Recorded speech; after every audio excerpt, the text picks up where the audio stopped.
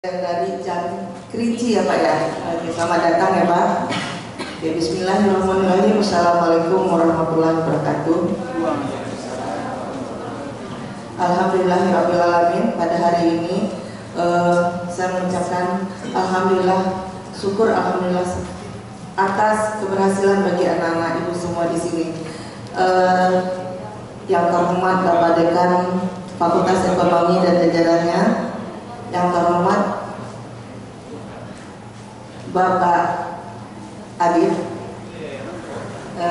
saya biasanya panggil Bapak Adib ya, sebagai ketua alumni. Selanjutnya yang terhormat abang yang dari, saya ulang lagi, abang yang dari Kerinci, dan sahabat-sahabat dosen Fakultas Ekonomi tanpa bisa saya menyebutkan namanya satu persatu. Selanjutnya kepada Tedik juga terima kasih, dan juga kepada panitia yang sudah mempersiapkan ruangan ini. Hari ini saya mencoba untuk membacakan refleksi tentang generasi era informasi. Jadi maksudnya gini, lupa tadi judulnya, refleksi pemikiran tentang generasi era informasi. Jadi kita mengulang kembali, merefleksi.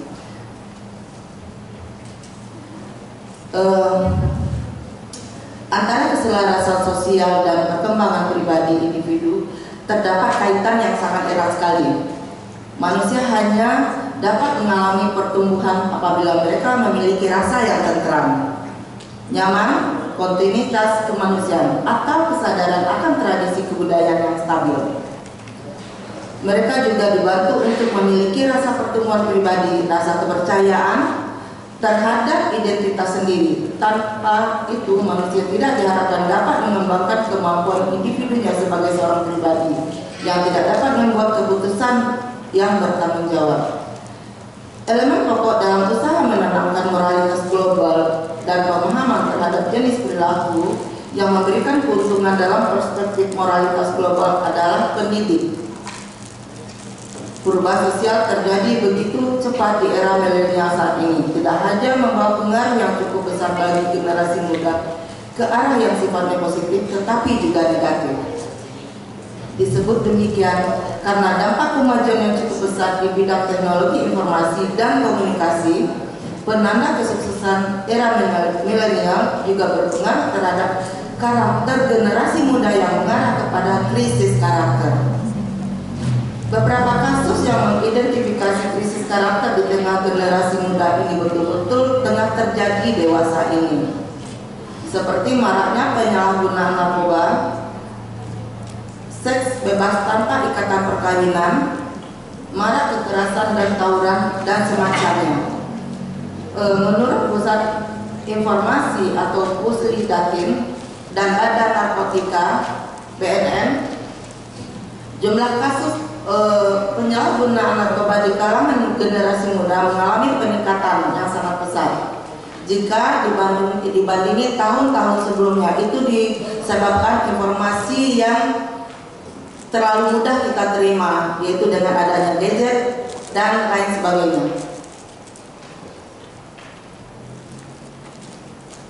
Ananda semua yang ibu sayangi,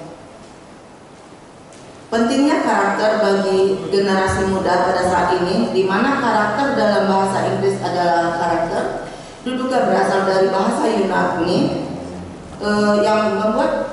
yang berarti tajam atau membuat dalam. Karakter dapat berarti mengukir. Jadi mengukir sifat kepribadian yang melekat kuat pada diri Ananda semua.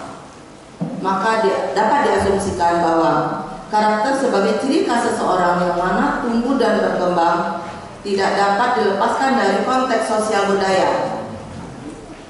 Karakter terbentuk dalam lingkungan sosial budaya tertentu. Sejalan dengan itu, Lawrence mendefinisikan karakter sebagaimana dari jumlah seluruh ciri pribadi yang mencakup perilaku, kebiasaan, kesukaan, ketidaksukaan, kemampuan, kecenderungan, potensi serta nilai-nilai dan pola-pola pemikiran. Anak-anak ibu yang berbahagia, tantangan kedepannya di mana selalu kita berada bersama, dan kekuatan arah serta desakannya. Tantangan tersebut tidak akan pernah tidak kalian lewati nantinya. Tantangan itu muncul dalam kombinasi yang berbeda, serta urutan prioritas yang berbeda pula. Faktor yang paling mendasar adanya serangkaian tantangan baru yang sampai begitu jauh dapat mengubah keadaan nasib individu atau masyarakat, membuat tindakan manusia lebih rumit dan berkaitan, dan membahayakan pola penjelasan tradisional mengenai dunia dan tindakannya. Tantangan utama generasi muda dalam perkembangan digital saat ini adalah tidak hanyut dan menjadi korban dari sisi negatif kemajuan teknologi. Itu harapan kami. Selain itu, pemuda berperan penting sebagai subjek pembangunan dan menjadi agen perubahan untuk lingkungan. Melalui partisipasi aktif para pemuda, yaitu adalah Anda semuanya, dalam kegiatan sosial kemasyarakatan. Dalam banyak kasus terkait dengan konsekuensi inovasi teknologi dan informasi, tidak terprediksi bahwa inovator, change agents, opinion leaders, atau pengadopsi cenderung untuk menganut apa yang disebut sebagai pro-innovation, terlalu mengedepankan dampak positif inovasi teknologi dan kurang memperhatikan dampak negatifnya. Mempertimbangkan sebuah konsekuensi atau ulah dari sebuah inovasi sangat penting untuk dilakukan karena kurangnya perhatian dan data mengenai konsekuensi, sehingga menyulitkan dalam melakukan langkah-langkah antisipasi dengan situasi yang telah memasuki era baru, peradaban baru yang melibatkan banyak produk digital dalam berkehidupan.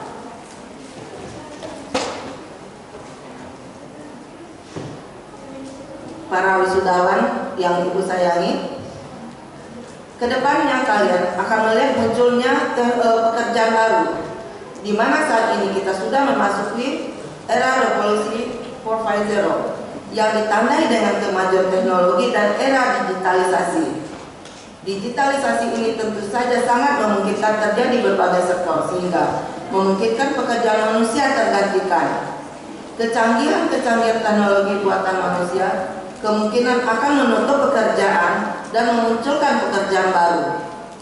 Misalnya, jika dulu membutuhkan banyak petugas dalam menjaga loket pembayaran pajak, pada saat sekarang negara kita hanya membutuhkan secara online, yang dilakukan secara online. Artinya, perekrutan orang yang menjaga loket akan dikurangi dengan adanya teknologi dan informasi yang baru tersebut.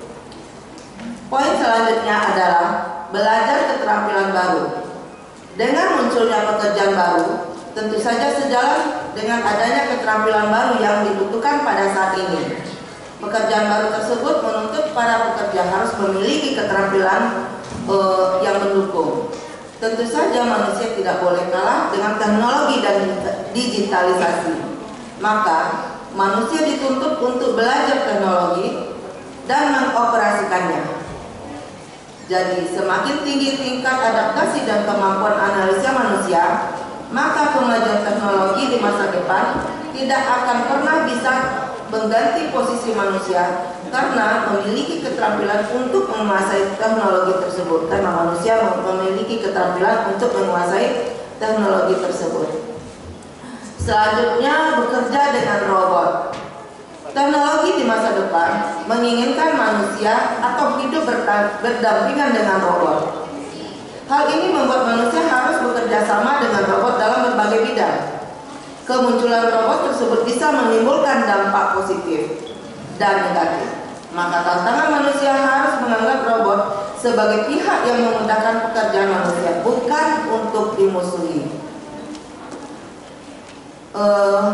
Sebagai penutup, karena yang lainnya tadi saya skip aja.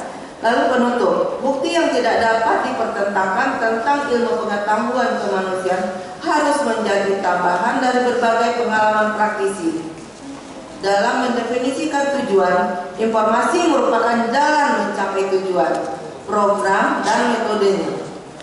Pendidikan itu tidak dapat menyia-nyiakan sumbangan ilmu jiwa dan sosiologi yang sangat menentukan